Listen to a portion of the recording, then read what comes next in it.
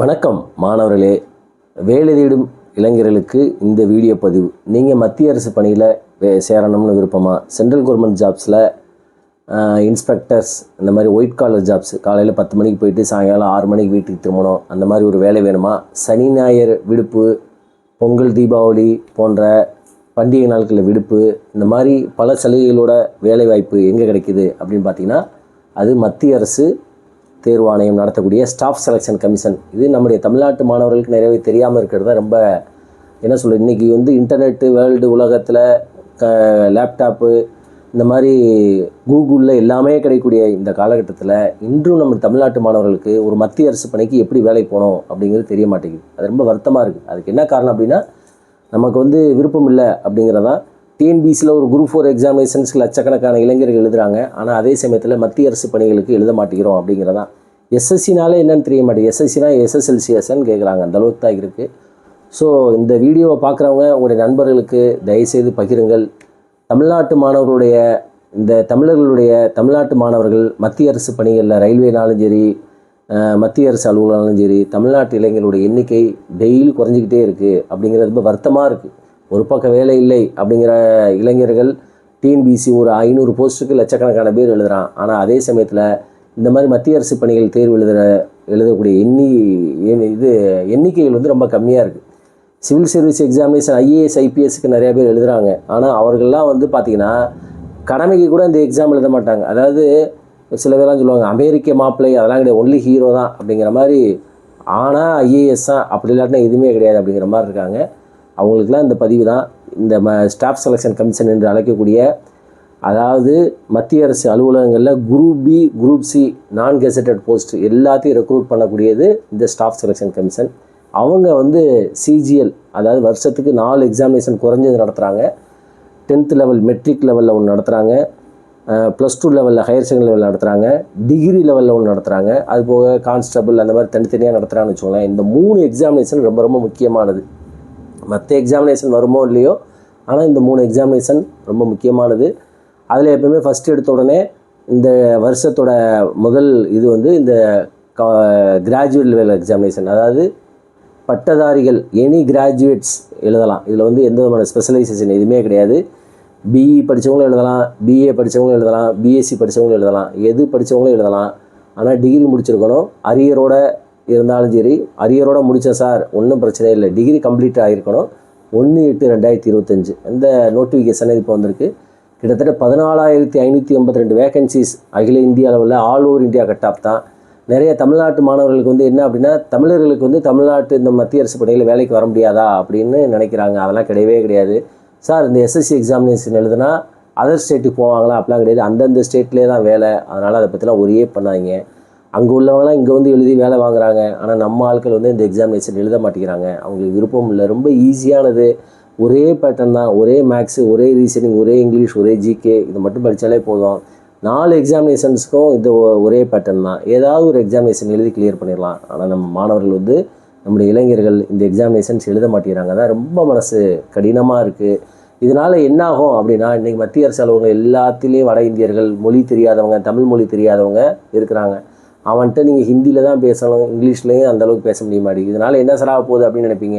நீங்கள் ரயில்வே ஸ்டேஷனில் போய் நம்முடைய அப்பாவி தமிழர்கள் எத்தனையோ பேர் பார்த்தீங்கன்னா ரிசர்வேஷன் ஃபார்ம் ஃபில் பண்ணி கொடுத்தா, அவன் ஹிந்தியில் பேசுகிறான், இவங்க தமிழில் பேசுகிறாங்க, நம்ம பேசுகிற இங்கிலீஷ் அவனுக்கு புரிய மாட்டேது, அவன் பேசுகிற இங்கிலீஷ் நமக்கு புரிய மாட்டேது. இதனால் நிறைய சண்டைகள். இது ரயில்வே ஸ்டேஷனில் மட்டும் கிடையாது, எல்லா மத்திய அரசு அலுவலகங்களையும் இந்த நிகழ்வு இருக்குது. அப்போ இதுக்கெல்லாம் காரணம் யார்?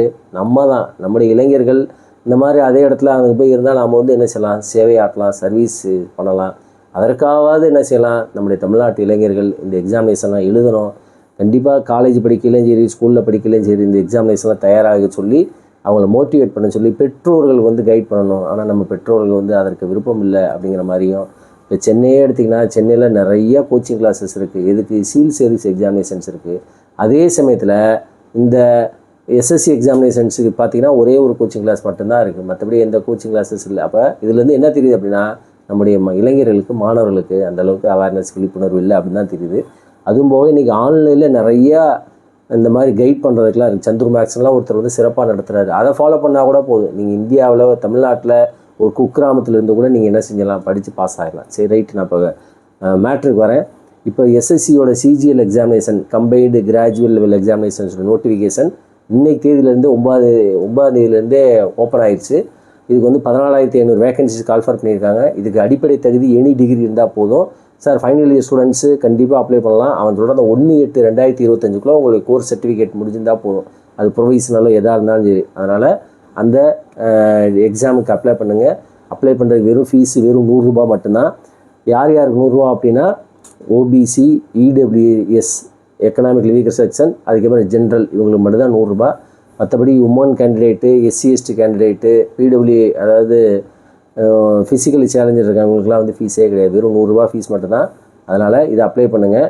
அதுக்கப்புறம் எக்ஸாமினேஷன் பேட்டர்ன் பார்த்தீங்கன்னா 2 டயர் தான். நோ இன்டர்வியூவே கிடையாத ஒரு எக்ஸாமினேஷன் எது அப்படின்னா அந்த எஸ்எஸ்சி நடத்தக்கூடிய எல்லா எக்ஸாமினேஷனும். ரயில்வேலையும் இன்டர்வியூ கிடையாது, எஸ்எஸ்சிலையும் இன்டர்வியூ கிடையாது. ஒரே பேட்டர்ன் தான். ஒரே மேக்ஸு, ஒரே ரீசனிங், ஒரே இங்கிலீஷ், ஒரே ஜிகே தான். மேக்ஸ்லாம் ரொம்ப ஈஸியாக இருக்கும், ரொம்ப எளிமையாக இருக்கும். 2024 என்ன பேட்டர்ன் இருந்துச்சோ அதே 2025 எந்த பேட்டர்ன் எதுவுமே சேஞ்ச் ஆகலை. 2 பேட்டர்னில் எக்ஸாமினேஷன் வைப்பான். இப்போ பேட்டர்ன் 1 வந்து டயர் 1 அப்படிம்பாங்க. டயர் 1ல் 4 பார்ட் இருக்குது. நான் சொன்னேன் ஏற்கனவே maths, reasoning, English, GK 25 questions, மொத்தம் 100 கொஸ்டின்ஸு. ஒவ்வொரு கொஸ்டின்ஸுக்கு 2 மார்க்கு, 200 மார்க்கு. டயர் 1ல் எடுக்கக்கூடிய மார்க்கு ஜஸ்ட்டு குவாலிஃபைங் தான். அதில் நீங்கள் 200க்கு 200 எடுத்தாலும் குவாலிஃபைடு தான், 200க்கு 120 எடுத்தாலும் குவாலிஃபை தான். ரொம்ப ஈஸியாக அடித்தா பாஸ் பண்ணி போயிடலாம். இதில் மேக்ஸை மட்டும் விட்டுட்டு மீதி 3 பார்ட் அடித்தா கூட நீங்கள் வந்து ஈஸியாக கிளியர் பண்ணிடலாம். இது நிறைய யூடியூப்பில் வீடியோ சேனல்ஸ் இருக்குது. சரி, ஒரு 1000 ரூபாய், ஒரு 3000 ரூபா செலவு பண்ணால் போதும். புத்தகங்கள்லாம் வாங்கி படித்தாலே நீங்கள் தமிழ்நாட்டில் எந்த மூலையில் இருந்தாலும் நீங்கள் பாஸ் ஆகிடலாம். கட் ஆஃப்லாம் பார்த்தீங்கன்னா 150, 160 அந்த மாதிரி தான் இருக்குது. டயர் 1 பொறுத்த மட்டும். டயர் 1ல் குவாலிஃபை ஆகிட்டிங்கன்னா டயர் 2க்கு. டயர் 1ல் வந்து நெகட்டிவ் மார்க் உண்டு. 0.5 அதாவது 0.05 வந்து நெகட்டிவ் மார்க் உண்டு. சரியா, 0.5 மார்க்கு நெகட்டிவ். இதான் டயர் 1 பொறுத்த மட்டும் ஜஸ்ட்டு குவாலிஃபைங் தான். இது வந்து எப்போ நடக்க போகுது அப்படின்னா ஆகஸ்ட் மாதம் 13ஆம் தேதியிலேருந்து ஆகஸ்ட் 30ஆம் தேதி எல்லாமே 30ஆம் தேதி வரைக்கும் எல்லாமே சிபிடியானது கம்ப்யூட்டர் பேஸ்டு டெஸ்ட்டு. எல்லாமே எஸ்எஸ்சியை பொறுத்த மட்டும் இதெல்லாம் கிடையாது. பேப்பர் பேனா மோடே கிடையாது. எல்லாமே ஆன்லைனில் தான் நடத்துவான். எல்லாமே வந்து நம்ம சென்னை, திருநெல்வேலி, திருச்சி, கோயம்புத்தூர் இந்த மாதிரி இடத்துல தான், தஞ்சாவூர் போன்ற இடங்கள்லாம் நடக்கும். அதனால் இப்போ நீங்கள் ஆரம்பித்தா கூட கண்டிப்பாக நீங்கள் பாஸ் ஆகிடலாம். இந்த எக்ஸாமினேஷன் பாஸ் பண்ண முடியாட்டினா கூட அடுத்து ஹெச்எஸ்சி +2 லெவல் எக்ஸாமினேஷன் வரும். அது பாஸ் பண்ண முடியாட்டினா கூட எம்டிஎஸ் அது அடுத்த எக்ஸாமினேஷன் வரும். ஸோ அதனால் இது எல்லாத்துக்குமே ஒரே பேட்டர்ன் தான். இதான் வந்து டயர் 1. டயர் 2 பொறுத்த மட்டும் இதே தான். 4 இதை பிரித்து ஸ்ப்ளிட் பண்ணி கேட்பான். இதே மேக்ஸ், ரீசனிங், இங்கிலீஷ், ஜிகே தான். மேக்ஸை பொறுத்தளவுக்கு 30 கொஸ்டின்ஸ் இருக்கும். ரீசனிங்கை பொறுத்தளவுக்கு 30 கொஸ்டின்ஸ் இருக்கும். So 60 × 3 mark 180. சரியா, அதுக்கு இது செக்ஷன் 1 அப்படிமா. செக்ஷன் 2 அதில் என்ன சொல்லுவோம் அப்படின்னு பார்த்தீங்கன்னா இங்கிலீஷ் 45 கொஸ்டின், அடுத்து ஜென்ரல் அவேர்னஸ் 25. ஸோ இதுக்கு ஒரு 180. மொத்தம் வந்து 390 மார்க்கு. 390 மார்க்கில் நீங்கள் எவ்வளோ ரேங்க் எடுக்கிறீங்களோ அதை வச்சு தான் உங்களுக்கு வேலை. இதில் என்னெல்லாம் போஸ்ட் இருக்குது சார் அப்படின்னு பார்த்தீங்கன்னா section officer, secretariat, Delhi secretariat சர்வீஸ்லேருந்து எல்லா டிபார்ட்மெண்ட்டோட செக்ஷன் ஆஃபீஸரும் இதில் இருக்குது. இது ஒரு நல்ல முக்கியமான ஒரு போஸ்ட். எப்படி ஸ்டேட் கவர்மெண்ட்டில் செக்ஷன் ஆஃபீஸர் போஸ்ட் இருக்கோ அதே இது section officer. Income tax inspector, income tax இன்ஸ்பெக்டரில் கஸ்டம்ஸு, எக்ஸைஸ் இதில் உள்ள inspectors, preventive officers, examiners, narcotics department, police SI, அடுத்து என்ஃபோர்ஸ்மெண்ட் டைரக்டரேட்டு, ஏஇஓம்பாங்க, அசிஸ்டன்ட் என்ஃபோர்ஸ்மெண்ட் ஆஃபீஸர், அதேமாதிரி சிபிஐயில் எஸ்ஐ, இது எல்லாமே அடங்கியதான் இந்த போஸ்ட். இது வந்து குரூப் பி, சிலது கெசட்டடு, குரூப் பி நான் கெசட்டடு, அதேமாதிரி ஆடிட்டர், அக்கௌண்ட் ஆஃபீஸர், இந்த மாதிரி போஸ்ட்டு, டேக்ஸ் அசிஸ்டண்ட்டு, முதல்ல ஆஃபீஸ் சூப்பரண்டன்ட் அப்படிங்கிற போஸ்ட்டு இன்கம் டேக்ஸ் சிபிடியில் சேர்க்குறான். இதுக்கு வந்து குரூப் பி நான் கெசட்டடாக கொண்டு வரான். இதுக்கு சம்பளம் வந்து குறைஞ்சது எல்லாத்துக்கும் சம்பளம் வந்து மினிமம் வந்து பார்த்திங்கன்னா ஒரு 20,000லேருந்து மேக்ஸிமம் 70,000 80,000 வரைக்கும் முதல் மாத சம்பளத்தையே நீங்கள் பெறலாம். அந்த மாதிரி பல போஸ்ட் இருக்குது. இதில் வந்து டைப்பிங் ஸ்கில்லே அதிலே வச்சுருவான். அது எல்லாமே மார்னிங்கே வரும். டைப்பிங் ஸ்கில்லை கவலை பண்ண அவசியமே கிடையாது. ஆன்லைன்லேயே இதுக்கெலாம் நிறையா யூடியூப்ல அடங்கி இருக்கும். வீட்டில் உட்காந்தே கற்றுக்கலாம். ஸோ அப்போ என்னன்னா நீங்கள் படித்து பாஸ் பண்ணணும். அதற்கான உங்களுக்கு தகுதியும் விருப்பமும் இருக்கும். வயதை பொறுத்த மட்டும் 18 வயசுலேருந்து சில போஸ்ட்டுக்கு 27, 18 வயசுலேருந்து 30, 33 இந்த மாதிரி போஸ்ட் அந்த மாதிரி மாறுது. இதுக்கு ரிலாக்ஸேஷன் உண்டு. ஓபிசியை பொறுத்த மட்டும் 3 வருஷம் ரிலாக்ஸேஷனு, எஸ்சி/எஸ்டியை பொறுத்த மட்டும் 5 வருஷம் ரிலாக்ஸேஷன். இந்த மாதிரி வேரியஸ் போஸ்ட்லாம் இருக்குது. அதனால் தொடர்ந்து ப்ரிப்பேர் பண்ணுங்கள். இதுக்கு ப்ரிப்பேர் பண்ணுறதுக்கு எப்படிங்கிறத அடுத்தடுத்த வீடியோவில் சொல்கிறேன். இதை பற்றி நான் தொடர்ந்து ஏற்கனவே போட்டிருந்தேன். அடிப்படை மேத்தமெட்டிக்ஸு பேசிக்கில் தான் நம்ம கேட்பான். அதுக்கு நிறையா ஆன்லைன் வீடியோஸ்லாம் இருக்குது, அதெல்லாம் பாருங்கள். முடிஞ்சால் பக்கத்தில் ஏதாவது கோச்சிங் கிளாஸ் இருந்தால் போய் சேர்ந்து பாருங்கள். வீடியோவே யூடியூப்பில் அவ்வளோ வீடியோ இருக்குது, அதில் ஏதாவது ஒரு கோர்ஸு சேர்ந்து படித்தாலும் சரி. அதே மாதிரி இங்கிலீஷை பொறுத்த மட்டும் பேசிக் இங்கிலீஷ் தான் கேட்பான். அதே மாதிரி ரீசனிங்கை பொறுத்தளவுக்கும் பேசிக்காக தான் கேட்பான். ரொம்ப ஈஸி. ஒரு எக்ஸாமினேஷன் தயாராகிட்டிங்கன்னா அடுத்தடுத்து வரக்கூடிய எக்ஸாமினேஷன்ஸுக்கு தயாராகிடலாம். இந்த வருஷம் நீங்கள் எஸ்எஸ்சிக்கு ப்ரிப்பேர் பண்ணிங்கன்னா இன்றைக்கி தேதி வந்து ஜூன் மாதம் 10 வச்சுக்கோங்க. இதே இது அடுத்த வருஷம் ஜூன் மாதம் 2026 நீங்கள் என்ன செஞ்சிடலாம், வேலைக்கு போயிடலாம். 1 இயரில் கேரண்டியாக. இதே நீங்கள் டிஎன்பிஎஸ்சி படிச்சிங்கனாலோ யூபிஎஸ்சி படித்தாலோ நீங்கள் போக முடியுமா முடியாதாங்கிறது தெரியாது. ஆனால் இதை பொறுத்த மட்டும் கண்டிப்பாக 1 இயரில் நீங்கள் வேலைக்கு போயிடலாம். அதனால் தொடர்ந்து ப்ரூவ் பண்ணுங்கள். குறிப்பாக தமிழ்நாட்டு மாணவர்களை வந்து என்ன செய்யுங்க, என்கரேஜ் பண்ண சொல்லுங்கள். என்கரேஜ் பண்ணி எழுத சொல்லுங்கள், மோட்டிவேட் பண்ணுங்கள். இந்த வீடியோ பார்க்கக்கூடிய பெற்றோர்கள், சார் நான் டிஎன்பிஎஸ்சி தான் சார் படிக்கிறேன் அப்படின்னா கூட கவலைப்படாதீங்க. உங்களுக்கு தெரிஞ்ச நண்பர்கள் 4 பேர்த்துக்கு வந்து இந்த வீடியோ ஷேர் பண்ணி அவங்களும் எழுத சொல்லுங்கள். என் வீடியோ ஷேர் பண்ணுறது என்னுடைய நோக்கம் வந்து வியூஸ் அதிகமாகணுன்னு கிடையாது. தமிழ்நாட்டு மக்கள் இதுக்காக தான் சொல்கிறேன். தமிழ்நாட்டு மக்கள் வந்து பார்த்திங்கன்னா அரசு அலுவலகங்களுக்குள்ள நுழைய பயப்படுறாங்க. அங்கே பேசுகிறவங்களாம் இந்திக்காரனாக இருக்கான், அவனுக்கு நம்ம பாஷை புரிய மாட்டேங்குது, அவ்வளோ கஷ்டப்படுறாங்க. அது எல்லா விதத்துலையுமே சொல்கிறேன் நான். அது ரயில்வேலேருந்து அட்மினிஸ்ட்ரேஷன்லேருந்து எல்லாத்துலேயுமே யோசிச்சு பாருங்கள். நம்முடைய வேலைப்பளு, நம்முடைய வேலை, நம்முடைய உரிமை அதை வந்து இன்னொருத்தர் எடுத்துகிட்டு போகிறாரு. அது காரணம் என்ன அப்படின்னா, நாம் யாரும் தயாராகலை. அவங்கள சொல்லி நம்ம குற்றம் கிடையாது, நம்ம சரியில்லை, அவ்வளோதான். நம்முடைய இளைஞர்கள் ப்ரிப்பேர் பண்ணுறது கிடையாது. நம்முடைய இளைஞர்கள் இதை பற்றி தெரிய மாட்டேங்குது. காலேஜ் முடித்ததுக்கப்புறம் தான் இந்த எக்ஸாமினேஷன்ஸ் பற்றியே யோசிக்கிறாங்க. அவங்களாம் என்ன செய்கிறாங்க, காலேஜ் படிக்கையிலே எக்ஸாமினேஷன்ஸ் படிக்கிறான். அவன் வந்து டிகிரி படிக்கிறது சும்மா ஒரு பேருக்கு தான், இந்த மாதிரி எக்ஸாமினேஷன் எழுதுறதுக்கு தான். ஆனால் நாம் வந்து அப்படி கிடையாது. நல்லா படிக்கணும், 2 டிகிரி வாங்கணும், 3 டிகிரி வாங்கணும். அது அந்த காலேஜில் படிக்கணும், காலேஜில் படிக்கல ஜாலியாக இருக்கணும், என்ஜாய் பண்ணணும். இதனால தான் நம்மளால் நம்முடைய வேலை வாய்ப்புகள் தட்டி பறிக்கப்படுகிறது. தொடர்ந்து ப்ரிப்பேர் பண்ணுங்கள். எக்ஸாமினேஷன் படிக்கிற பற்றி, எப்படி ப்ரிப்பேர் பண்ணுற பற்றி ஏற்கனவே நான் பல வீடியோக்கள் போட்டேன். இருந்தாலும் நீங்கள் கேளுங்க, நான் வேணால் போடுறேன் எப்படி ப்ரிப்பேர் பண்ணுறதுன்னு. கோச்சிங் கிளாஸுக்கு போகணுங்கிற அவசியமே கிடையாது, அழகாக உட்காந்து படிக்கலாம். இதற்கு தேவை சில ஆயிரத்தில் நீங்கள் வந்து சில ஆயிரம்லாம் கிடையாது, ஒரு 2000 3000 இன்வெஸ்ட் பண்ணி வீட்டில் உட்காந்து படிக்கலாம். உங்களுக்கு எனக்கு வீட்டில் உட்காந்து படிக்க ப்ரிப்பேர் இல்லை சார் அப்படின்னா ஏதாவது ஒரு கோச்சிங் கிளாஸில் போய் சேருங்க. சென்னை, மதுரை, திருச்சி அந்த மாதிரி ஒரு கோச்சிங் கிளாஸ்லேருந்து 1 இயர் படிங்க. 1 இயராக சிவியராக படிங்க, கண்டிப்பாக பாஸ் ஆகலாம். 14,000 வேகன்சி ஒரு வருஷத்துக்கு. எஸ்எஸ்சி வந்து 1,00,000 வேகன்சிஸ் எடுக்கலாம். இந்த மாதிரி நிறையா போஸ்ட் வந்துக்கிட்டே இருக்குது.